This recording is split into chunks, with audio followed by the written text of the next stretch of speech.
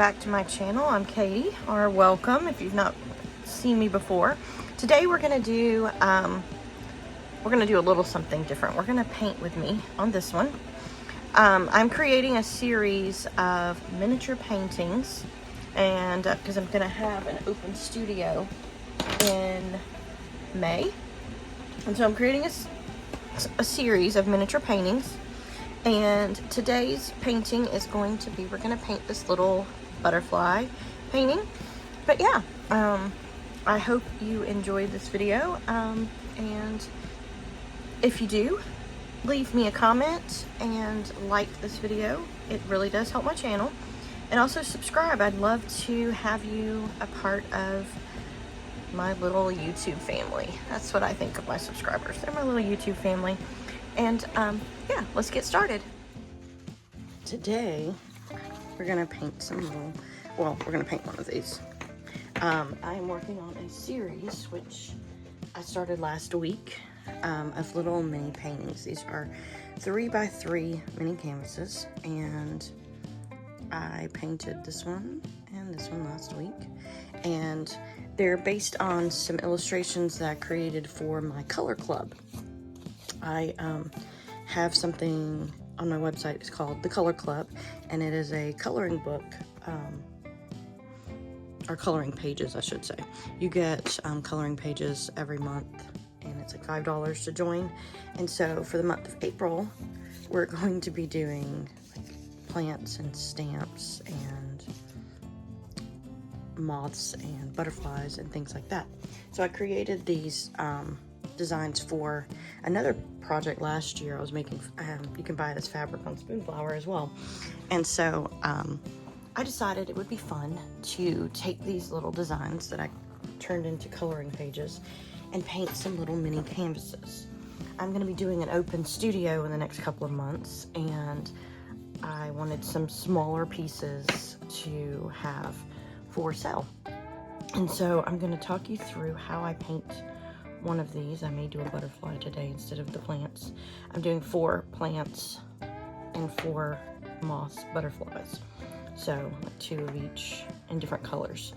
And so I'm going to show you how I prep it. Like this one I've already done the underpainting. You know, as you can see, the underpainting sometimes doesn't show, it just shows around the edges.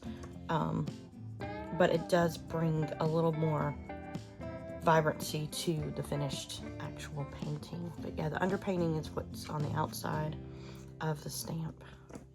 And yeah, so these are the 2. So there's actually going to be 3 different designs for the plants. I don't know if you can see that little design, like a snake plant.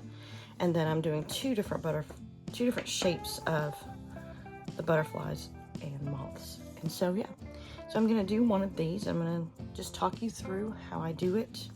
I'm using a Teflon sheet underneath this little Teflon sheet because it works really great underneath when I'm painting something small. But what I did was I just colored on the back of the design with a pencil, graphite pencil, and I transferred it to the canvas with a pen. And then I used a kneaded eraser. Just used a kneaded eraser to pick up some of that graphite. It will be sealed underneath the underpainting, so it's not that big of a deal. But yeah, so now I'm gonna go get I realized I don't have any water over here, or my water cup, or my brushes. I'll be back in a second. All right, I've got my water, I've got my brushes, and we're going to do the underpainting on this. I've already done a yellow, and I've done this yellow, or this orange, but this is yellow and quinacridone magenta. This is I never can pronounce it, so there you go. Yellow medium. And quinacridone magenta. I am using some golden fluid acrylics, or these high flow acrylics. I actually got a really good deal on these a few years back, and they're still great. And so yeah, I'm using those as my background. So I'm probably gonna do maybe a teal background. But what I do, yes, it's high flow acrylic, and yes, it's very thin, but I don't use it straight out of the container. I like to add a little water to it, for the simple fact that it actually makes it, probably should have shook that one up a little bit more, but it's fine. And then I added a little bit of phthalo blue. This stuff is very messy, so pre-warning, it drips a lot. All right, so I've got my phthalo blue and my teal, and I'm just going to use the largest brush I have, which you don't have to have small brushes to paint small. I just like them, it's fun. And so I'm just gonna mix these two together, this teal and the phthalo blue, and give myself a really pretty blue color. And then I'm gonna add some more water. So I want it to be very transparent. I want to be able to see what I drew underneath. So if it's too dark, if it's too opaque, I won't be able to see it. So I'm just going to, and you can't see this on camera as well, but it is pretty, like I'm not being able to see it. So there we go. Add a little more water to it. What I'm trying to do is I'm just trying to get some color on the canvas so that if I miss any places, you won't see white. I sometimes gesso the canvas a little bit more to get less texture of the canvas, but on these little ones I don't. And on the outside I am going to go a little bit darker, thicker, and it will bleed in. I have found that using it like this almost makes it look like watercolor. I have a large painting that I have done the background all in golden fluid acrylics. But yeah, I'm gonna do this and I'm gonna put you on time lapse. I'm gonna let this dry. So, see you soon. Okay, I zoomed in and you can barely see the outline, which is exactly what I want to do for this. And now I will decide, as you can see on this one, sort of the steps for it were, I painted the main image and then I painted a background. And you can see that you can see a little bit of the background showing through. I used Holbein acrylic wash for these with a little bit of the golden high flow, but I really like the acrylic wash for this because it is matte. If I want it shiny, I can add the shiny on top. So what I'm gonna do now is just figure out what colors I want for the wings. I'm gonna do mustard. And I think mustard and blue look good together.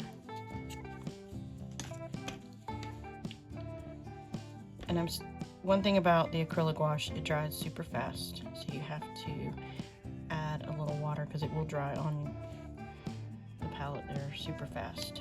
And I'm just gonna go ahead and paint. I think I've got it upside down. I do. I'm gonna hold it up so I can see the outline. And this blue is still slightly damp. I probably should have waited just a little bit longer. But that's fine.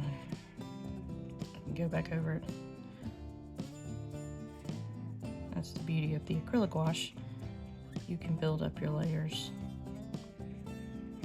And one layer is not gonna affect the other. But yeah, this underpainting is still too wet. So it's making it green.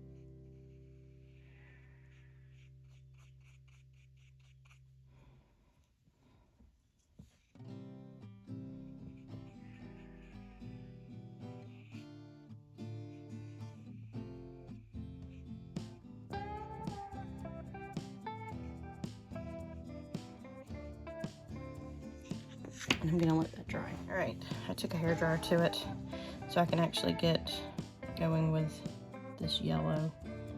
And as you can see, it's very opaque and I can get it right over and it gives really good coverage. I don't use the acrylic wash like most people. I do add water. I like using it to get lots of layers before I'd get it very opaque. That way it does have texture. I don't like the flat, just flat color. So I use it differently.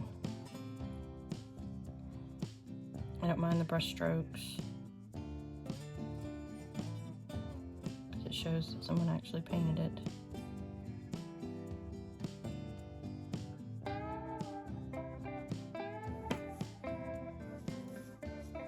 Because each brush stroke is unique to the person. So having brush strokes in a painting shows the human aspect of it. Okay, I'm gonna dry this. Come back. All right, I have hit it with a hairdryer again, and I have put a little bit of the lilac, shell pink, and ice green out. And I'm going to add some little butterfly details.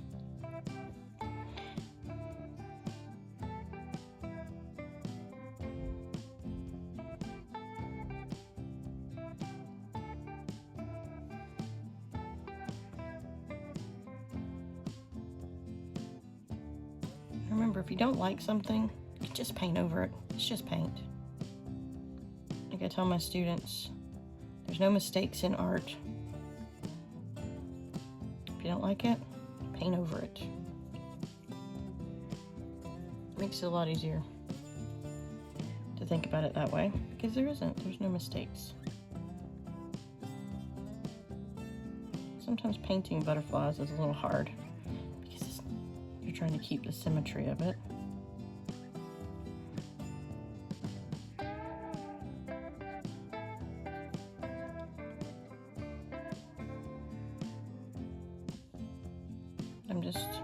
There's no rhyme or reason. I'm just painting. Really, there's no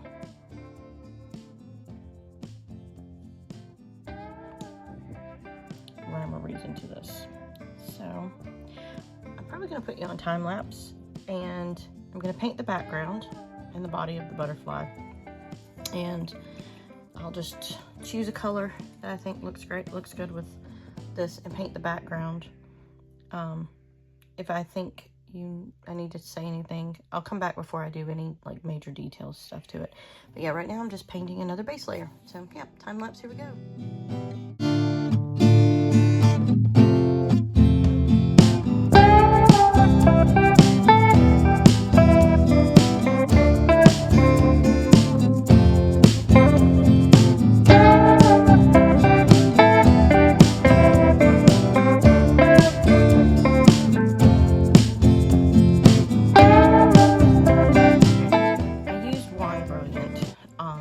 Background, and it is not making this butterfly pop.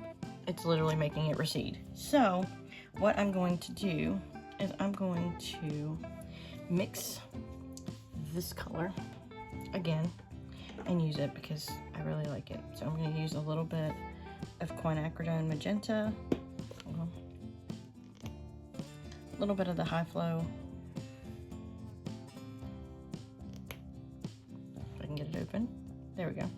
Just a tiny bit of the quinacridone magenta. You really don't need much. It is super strong, especially with these high flows. They are very much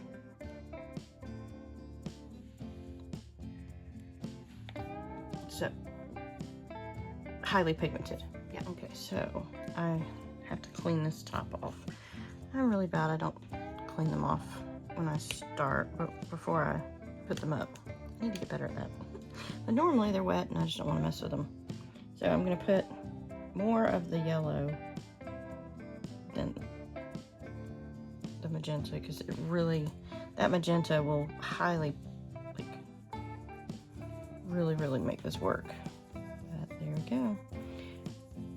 I don't know what to call this color. It's an orange. It's a bright, I mean like a deep, like terracotta. I almost say it's Georgia red clay color.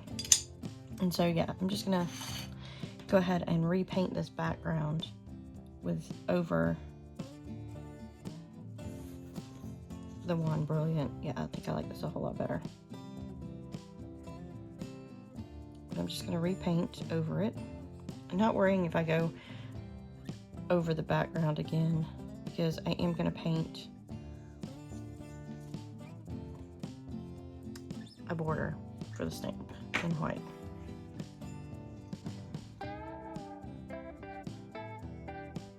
Yeah, just going over this. Like I said, there's no mistakes in art. You just, if you don't like something, paint over it. And in all honesty, I think it gives a good base for this color, having the one Brilliant under it. Yeah, I'm gonna have to lay that down. I am using a set of fine small brushes that I've had in my collection for a while. I've had these brushes for a while. I got them off Amazon. I'll have them linked in my Amazon storefront. And you can find a link in the description box below. Or you can find a link over on my blog, because I will do a whole supply list over there for this video, if you'd like to see that. Also, mentioning my blog, I have blogged in some form or fashion pretty much since 2003. I started a blogger account back in 2003, and everyday life with little girls, or, you know, keep being creative, having small kids. And I blogged about all the things that I did. And then social media came along, and I sort of, oh, let's jump on Instagram. And my blog sort of went away for a while. And I decided that I really wanted it back. So, because there's only so much you can say in a caption on Instagram or any social media for that matter. So I like my blog, and you can find it on my website. There's a link in the description box below for my blog, and you can read. I share a little more behind the scenes, because we live on a farm, and actually I've got to do a blog post today, and I'm just going to show you a little bit more of me. So it's not, I'm more than just an artist, a mother. I do farm. We have cows and horses and sheep and chickens and goats, and we have dogs. I have 2 dogs. So yeah, I show things over there. I need to post about our baby lamb that was born a few weeks ago, and we actually have one mama in labor today while I'm filming this. So if you hear any loud sheep in the background, it's because she's mad at me because I took everybody out from her. Yeah. So okay, so there, that makes it pop better. That really does make it pop. I'm gonna dry it and I'll come back. All right, I'm gonna use, I don't like using straight black when I do anything. So I use sepia, and I'm gonna paint the body of this butterfly with sepia and my little brush. And this is the Holbein. I'm gonna go back and forth between Holbein and Golden, just because that's what I have. I have a lot of craft paints too. You don't have to use artist paints. I just have them, so I'm using them. I'm trying to be better about using the supplies that I have, and not buying supplies and then thinking they're too precious to use. What's the point? So I have been collecting Holbein acrylic wash over the past few years. I did not buy them all at once. They are a little pricey, but I have been collecting them over the years, and I do have a pretty good selection of paints. I got the idea from April over on Monkey Mintaka to paint the tops, so it's easier to just grab, especially when you put them in something like this. So yeah, I'm gonna paint the little antenna, and I'm gonna go back and add a little detail to the body as well. And because I put too much water, it's wanting to bead up on this golden. So if you're gonna do Holbein on top of golden, you're gonna need thicker paint. And really, I like the way that's looking because it'll just give me a little interesting texture to that antenna. So yeah, now I'm going to go in. I like putting the golden on top of the Holbein. The golden, because it's so matte. I mean, the Holbein is so matte. Adding the golden on top actually sometimes adds a little more depth, because it adds something a little bit transparent. This high flow will be pretty transparent when it dries. Well, the teal, it depends. Sometimes the teal dries fairly opaque, but most of the time it's, especially because I didn't shake it up so well, it's gonna dry a little more transparent. Yeah, I'm just gonna add these little details in over the top. And because I will varnish this, it will not be matte when it's finished. I will varnish it, so adding these details on the top isn't a problem. Having shiny and then matte and then shiny, I should have grabbed, I have quinacridone violet, but I'm just going to use a little bit of this blue, a little bit of the magenta, and mix myself a purple to go over the purple to make it pop. That's why I said, yeah, I did do the more pastel layers underneath, but I am going to add on top a brighter color, just because I like the bright and pastel together. And I don't just like one layer.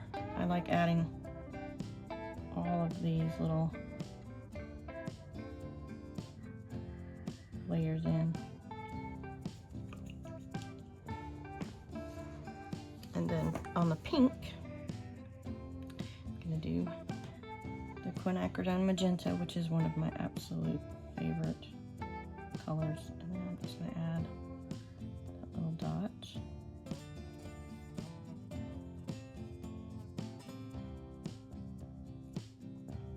And once the varnish gets on these, it'll brighten all of it up.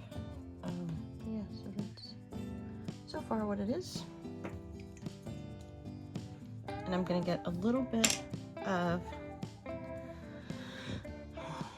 yellow medium, because I cannot benzimil, I don't know, I can't pronounce it, so, but that's the yellow I use. Like I said, this was in a set. It also has black and a couple of metallics, but I don't really use the metallics that often. So,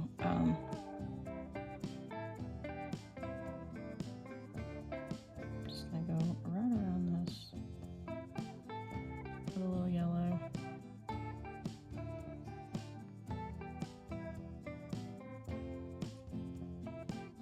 And I know it's gonna dry translucent over that orange, but it's fine. I actually want it to. So it makes it look like there's a semi-outline around the yellow.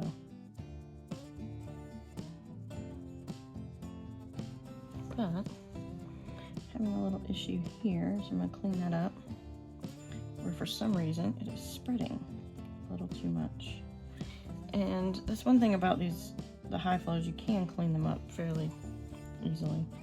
I'm just dabbing it on a piece of paper towel to clean that up. There we go.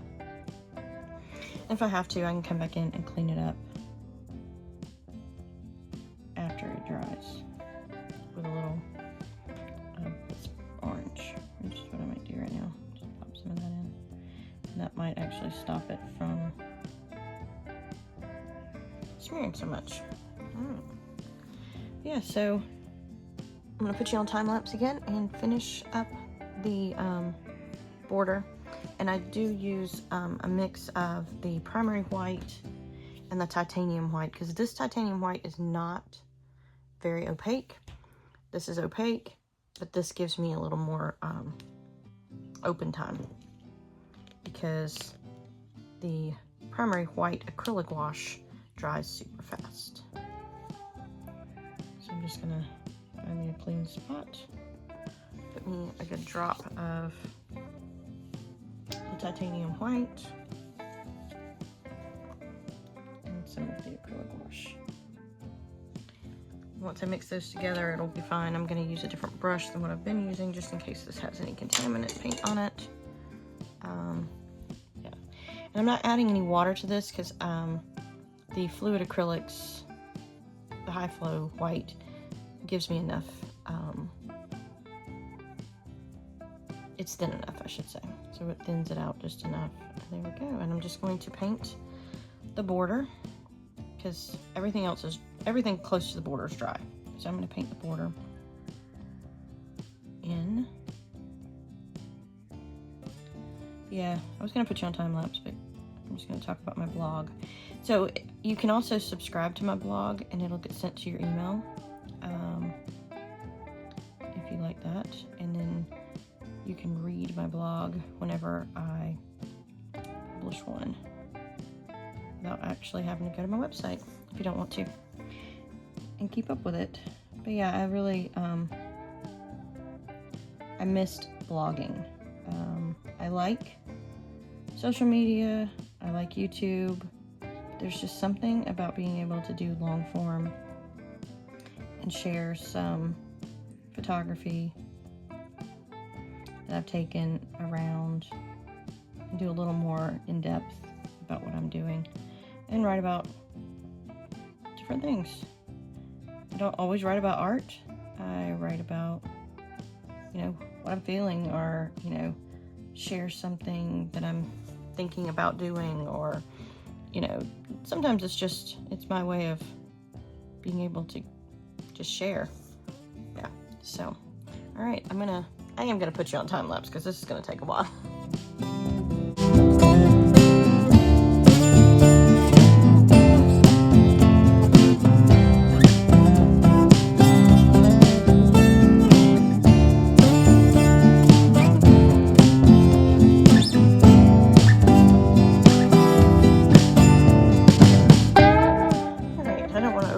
Anymore, so I am going to actually stop. I will come back in and add some detail around it, but I've got to let it dry. So I'm probably just going to go ahead and use the hairdryer and dry it, and then come back in and add all of the outlines, and I'll see you here in a few. All right, for the outlines, what I'm going to do is I'm actually going to mix a little bit of this blue, a little bit of quinacridone magenta, some of this orange. What I want to make is I want to make a really pretty mud. That's a little too blue, so I'm going to add a little more of this orange, pull the yellow, I'm gonna make a pretty mud. It almost looks sepia, but it is more a warmer mud. And I'm gonna keep adding this orange because I'm not gonna use this again, so I'm just gonna keep adding the orange we made for the background. Because I want it to go together. When I paint like this, I want it to, it's almost like what they call a mother color, where all the colors go together because they all have that same base. So, all right, all I'm gonna do now is add the outline to the inside and to the outside of the stamp. So I'll put you on time lapse for that, and I'll see you then.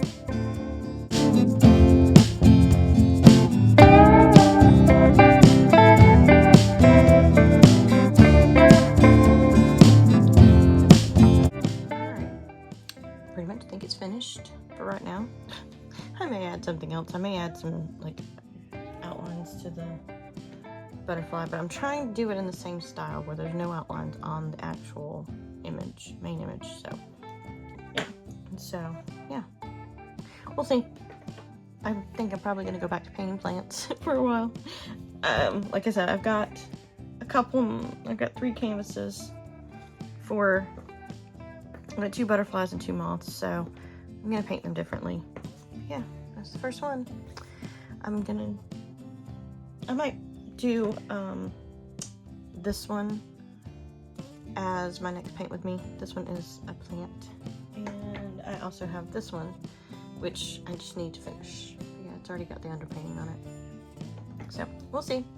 I hope you enjoyed this video. If you did, please hit the like button and subscribe, and leave me a comment and let me know what I should paint next. See you soon.